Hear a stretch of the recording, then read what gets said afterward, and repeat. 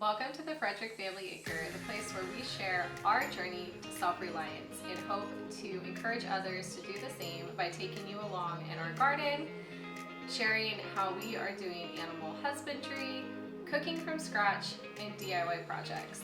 And today we are sharing with you our very first kind of recipe because we just finished remodeling this kitchen. We did most of it ourselves, and now it's a good space that we can film and work. So welcome back. My name's Katrina. I'm George, and welcome to our kitchen. Today we are going to be making a hot sauce. I absolutely love hot sauce. We grow a lot of peppers, and the reason we're growing a lot of peppers is because I love hot sauce and wanted to make hot sauce. So today we're gonna make a watermelon habanero hot sauce, and to do that, I'm gonna show you what our ingredient list is and what we're gonna use. So we, first of all, are going to have 10 habaneros. Great if you can use either pumpkin or orange habaneros. We're going to use 3 yellow banana peppers, 2 large red bell peppers, 1 large yellow onion. We're also going to need a quarter of a large watermelon blended until smooth, 1 cup of white distilled vinegar, half a cup of brown sugar, light or dark, doesn't matter, 3 turns of pink Himalayan salt. All right, so we're gonna go ahead and get into this. This is a super simple, super easy, very fast recipe, very delicious hot sauce with a good bit of spice, but our older kids are loving on it, so it's not too bad. First thing we're actually gonna do is, Katrina's over here rough cutting the bell peppers and the onion and the bananas. It's not important to really spend a whole lot of time de-seeding those and taking the placenta out. It doesn't really matter. For the habaneros though, to control your spice, you're actually probably going to want to have these and then use a spoon or something else to scrape out the placenta and seeds. Something else worth mentioning as well, wear a glove. I think anything hotter than a jalapeno, you should have a glove on.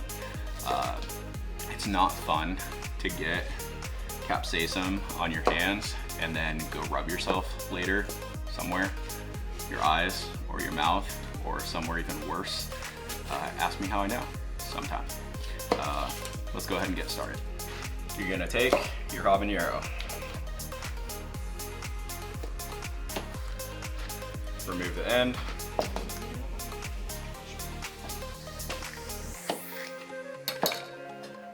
cut it in half. This inside, all of this white that's here, and all of these seeds are gonna be what you wanna remove. And it's very easy. You can just come in here, scrape it away.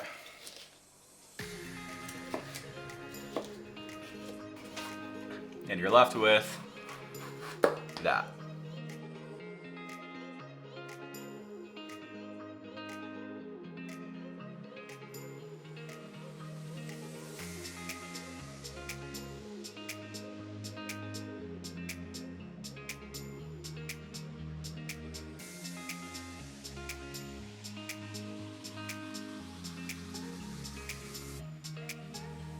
So you'll notice these are not absolutely perfect. That's okay. We don't need them to be.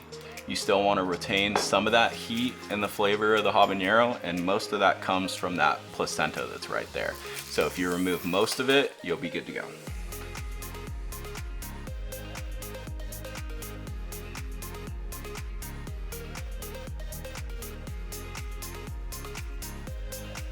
So we have everything prepped. We're ready to go. First thing we're gonna do is actually cover the bottom of the pan with olive oil. Once that's done, we're gonna turn the heat on to medium. And we're gonna start adding all of our chopped ingredients. Habaneros first. And we're gonna go ahead and let the habaneros saute. It's been probably 45 seconds. And you can really start to hear them. Once you can hear them sizzle, You can see them sizzle. You can start to really get kind of the aroma of the habanero. That's when it's time to go ahead and give them a final stir and then put in the last set of chopped ingredients all at the same time. With cooking all of this together, we're not trying to make it translucent, we're not trying to cook it down, we're not trying to make it soft. All we're looking for is for those smells to start coming out. All the peppers, you want to smell it all. Onion, you want to smell it. So don't overcook it. It's a very scientific method that we use to make our hot sauces. So this is kind of what you're looking for. You're not trying to translucify everything, cook everything down. You're just waiting for those smells to come out, starting to get a little bit softer, but not overly soft, and we're good to go. Now we're gonna kill the heat. We are going to get the amount of watermelon juice that we need back into the blender, and we are going to blend all of our ingredients. All right, so we are going to use 4 cups of watermelon juice. That's how much going in here. Pepper medley. All right, then you're gonna add about half a cup of brown sugar. We're gonna put in our cup of vinegar. The blender is going to be very full, but it's going to be fine.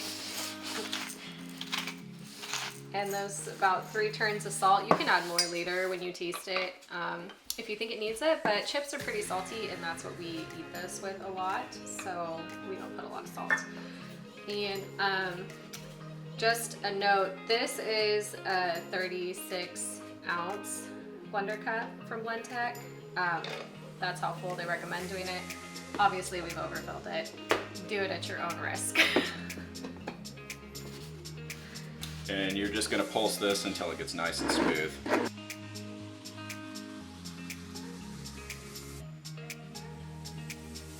And now we're just gonna put it on the smoothie setting and let it go.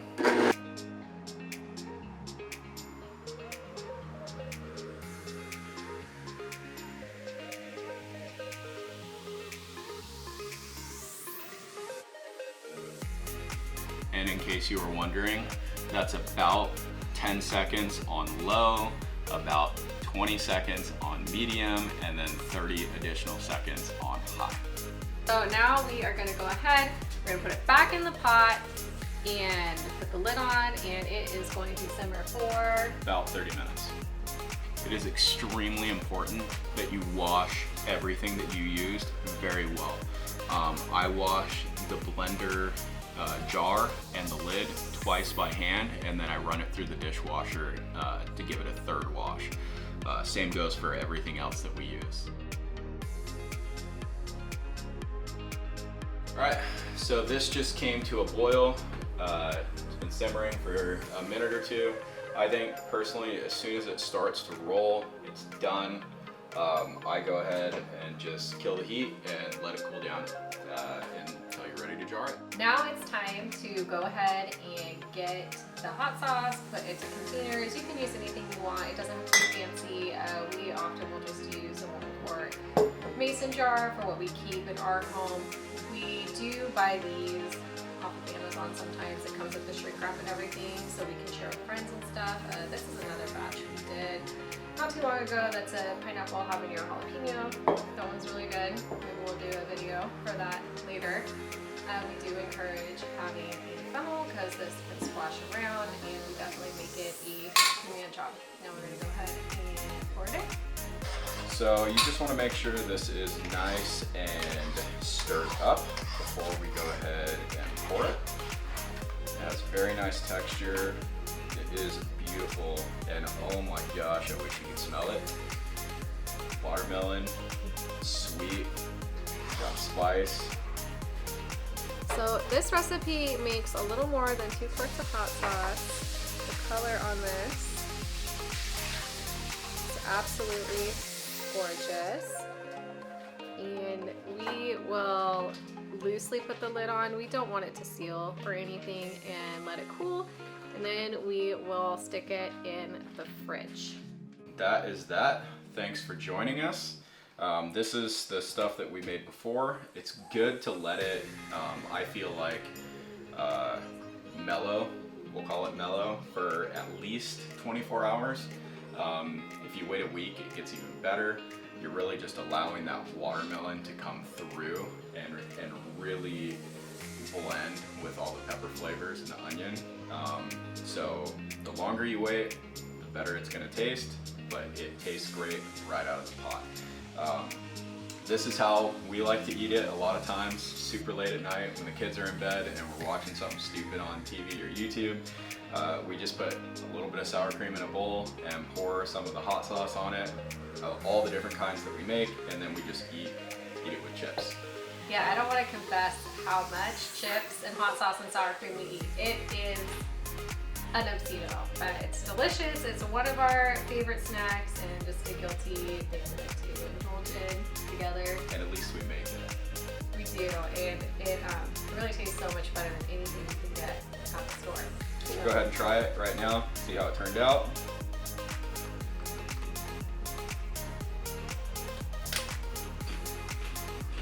I always let them taste it first.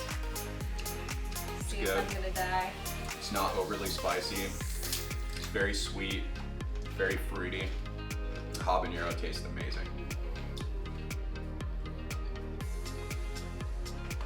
And I will say with this, you do need to be mindful that with the habanero, you'll taste the sweet of whatever fruit you have, and then the heat is going to come from behind. So don't be over enthusiastic when you're scooping this up, especially if you're eating it like this and not on a dish.